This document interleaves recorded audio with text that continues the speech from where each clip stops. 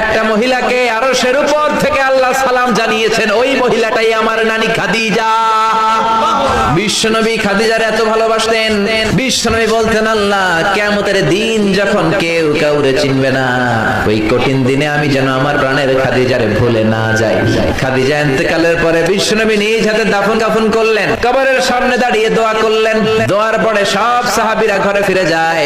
আবু বকর বললেন, নবী চলেন ঘরে ফিরে যাই, দাফন শেষ, কাফন শেষ, দোয়াও শেষ। বিশ্বনবী বললেন, না আবু বকর, আমি যাব না, তুমি যাও, আমি কবরের সামনে দাঁড়িয়ে থাকবো। যেই মহিলাটাকে এই কবরের মধ্যে আমি শোয়ালাম রে আবু বকর, এই মহিলাটা সাধারণ কোন মহিলা নয়, আমার বিপদের দিনের সঙ্গিনী খাদিজা। মক্কায় এই মহিলাটাই আমার হাতে প্রথমে কালিমা পড়ে ইসলাম ধর্ম গ্রহণ করেছে। মক্কায় কেউ যখন আমারে সাহায্য করে নাই, তখন আমার খাদিজা আমারে ভুলে নাই।